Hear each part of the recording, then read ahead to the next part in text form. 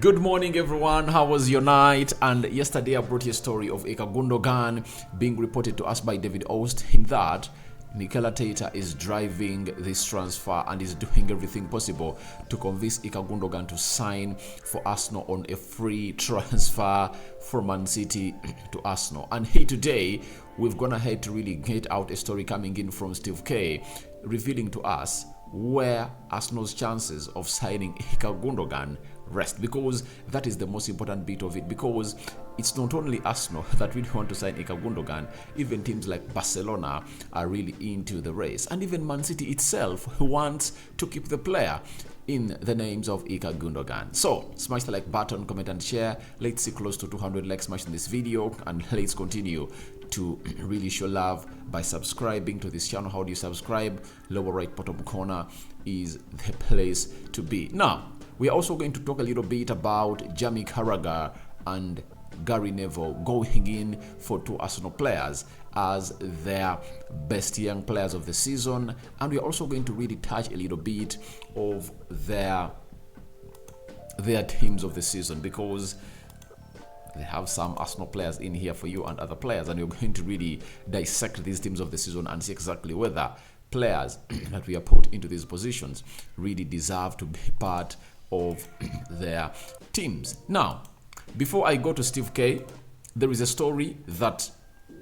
the Arsenal correspondent for the Evening Standard, known as Simon Collins, has gone ahead to really bring to us. He has confirmed to us that Arsenal have entered the race to sign İlkay Gündoğan on a free transfer. City want to keep him, and Barcelona have long been interested.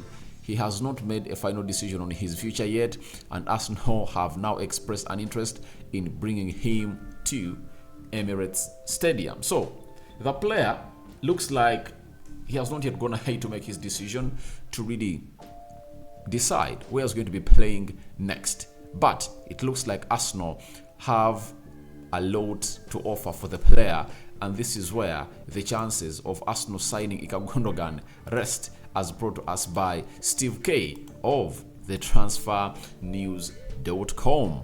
Steve K told us that Arsenal's hopes of landing City midfielder İlkay Gündoğan rest on what type of contract Emirates club are prepared to present to him.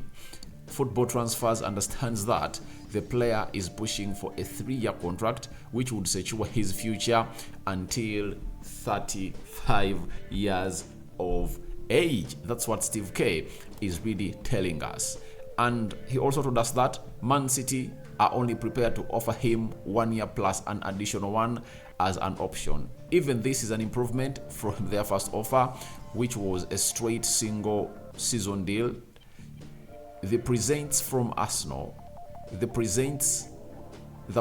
Arsenal with an opening, and there is a belief that if he's offered a longer deal by Mikel Arteta's side, he might go to a side known as Arsenal. So that is what we are getting in from Steve K, and he has gone ahead to explain to us where Arsenal's chances lie of signing İlkay Gündoğan, the 32-year-old player. Now, it's all about the contract, right?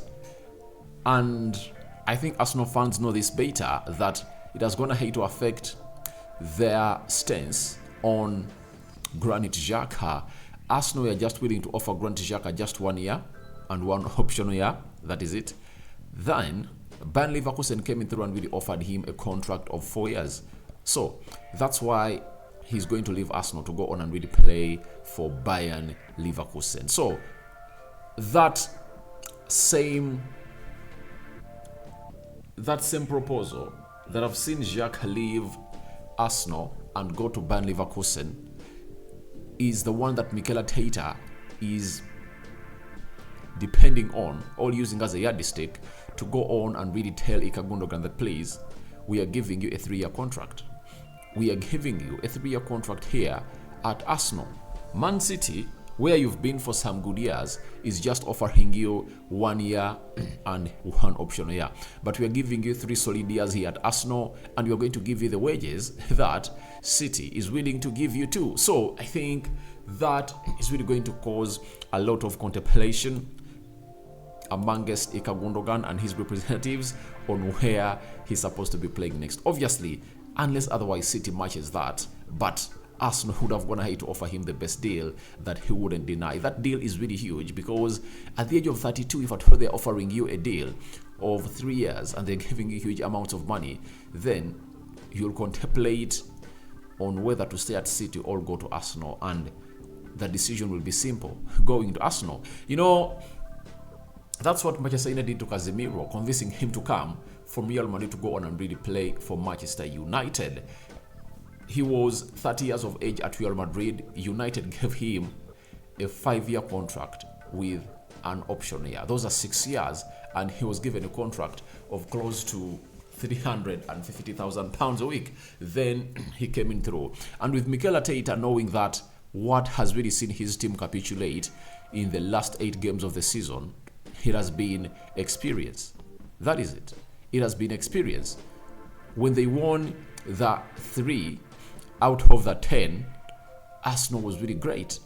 But when they entered that level of playing against Liverpool, drew against Liverpool, drew against West Ham, drew against Southampton, lost to Man City, I think everything really went out of their hands. That is Arsenal for you. So Arteta knows exactly what has gone ahead to really make Arsenal miss the title, and that's why he's going in for İlkay Gündoğan. I've seen people expressing age. Guys, look at the age at which players are really playing at the teams where they are.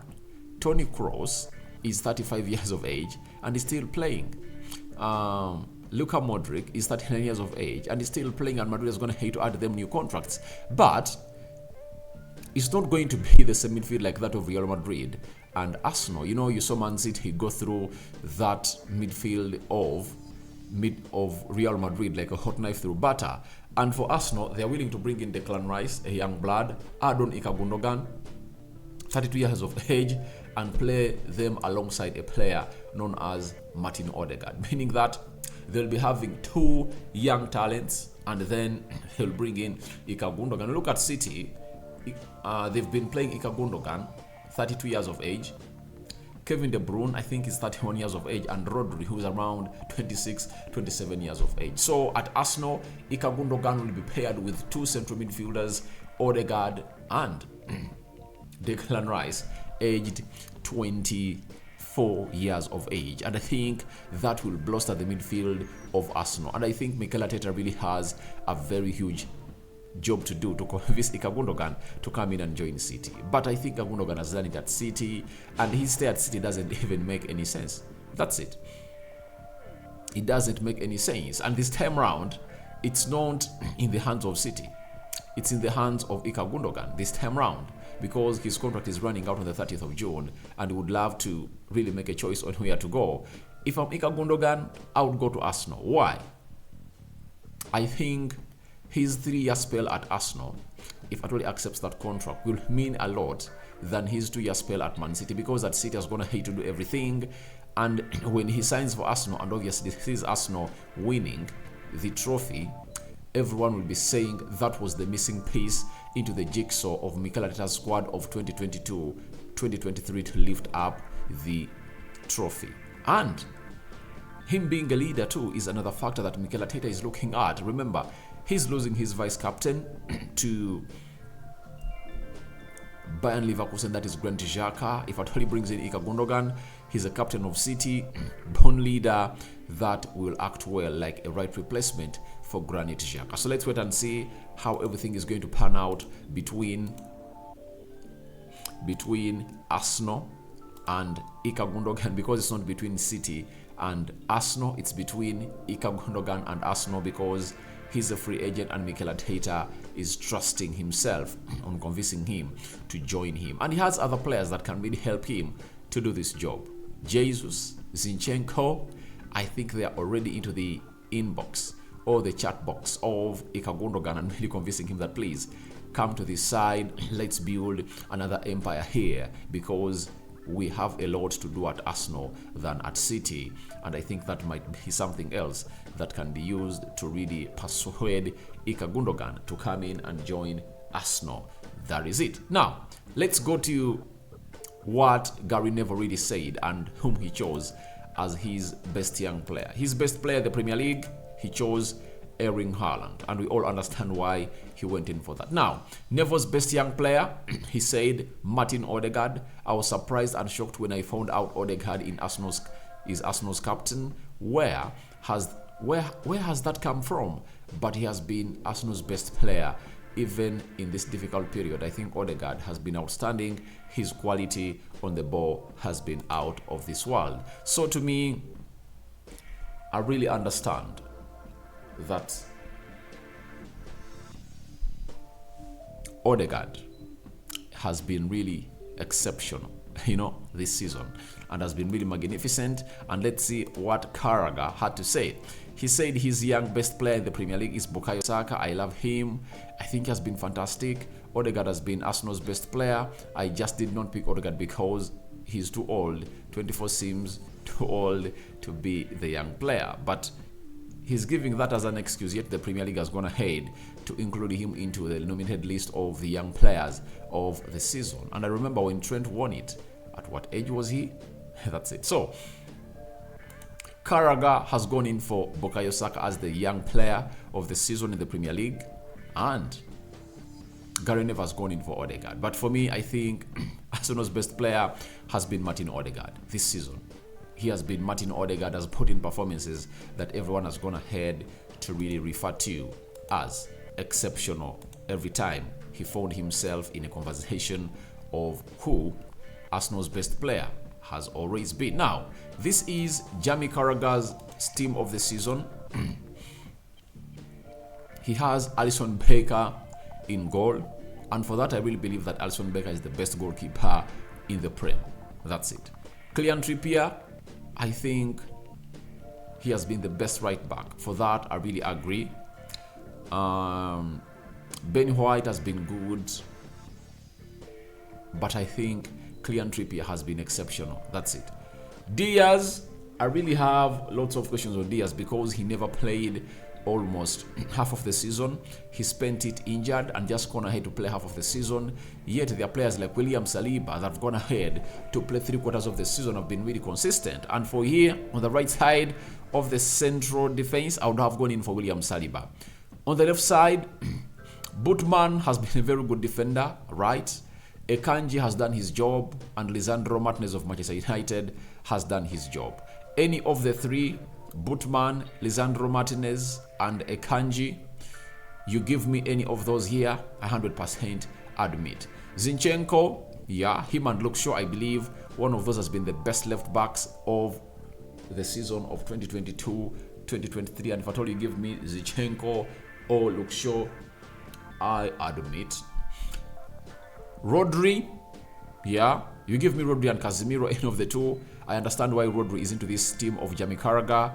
They are lifting the league, and Casemiro is not lifting the league. Odegaard into the mix, obviously has to be in any team that has to be named of the Premier League season. Kevin De Bruyne, that's a given, no doubt about this, and he's really a very fantastic player. And he went in for Mohamed Salah. He has good numbers, that's it. But I think when a young one like Bukayo Saka comes in through and obviously puts in performances that's going to hate to really unleash this season, you really deserve to put him here. Harry Kane and Haaland. For this, I don't agree with it because all these are centre forwards and no one plays wide. So that means only one of these is supposed to be played here. That is Haaland. And I think you can get a Martinelli, a Rashford, or a Mitoma play off as a left forward. That is the team of the season of Jamie Carragher. Then Gary Neville's team of the season, he has gone for Nick Pope. Yeah, he has got a very good performance this season, but I think Alisson Becker to me is the best goalkeeper. That's it. And I cannot put Nick Pope ahead of Ramsdale, David De Gea, Alisson Becker. I can't. For that, I don't agree with Gary Neville. I think it should be either Ramsdale, David De Gea, or Alisson Becker. Kylian Trippier, tick. Very, very good player. William Saliba, I agree with him. Diaz, I don't agree with Diaz because Diaz just found himself injured almost for some huge part of the season. Estupiñán, left back, good. But as I've told you, in the team of Carragher, that I think the best two left backs have been Luke Shaw and Zinchenko. That's it. Either Luke Shaw or Zinchenko, I go with one. Odegaard, Rodri, Kevin De Bruyne, that's a constant. And this front three, I 100% agree with it. Bukayo Saka, I think he has gone ahead to put in numbers and he has gone ahead to lift Arsenal at the age of 21. Haaland breaking the Premier League record of 34 goals and he's scoring 35 with 2 games to go. He can see himself even scoring like 36, 37. Martinelli, Gabriel, left forward, I agree with that. So guys, your thoughts onto those teams of the seasons of Gary Neville and Jamie Carragher are welcome in the comment section below. And tell me what you think about Arsenal's chances of signing Gundogan. Are they resting on a right hinge?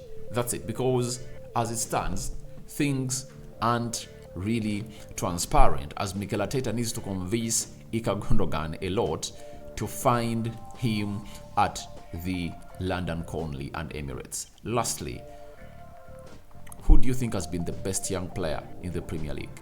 Jamie Carragher has gone in for Bukayo Saka. Gary Neville has gone in for Martin Odegaard. Now, the ball is over to you. Who has been your best Premier League young player of the season that you are concluding this Sunday on the 28th of May 2022? Guys, I sign out for now. See you later, and I cover you all in the precious blood of Jesus Christ. Rokani David remains my name. Good morning, and may Allah and the Lord Jesus Christ enlighten your day.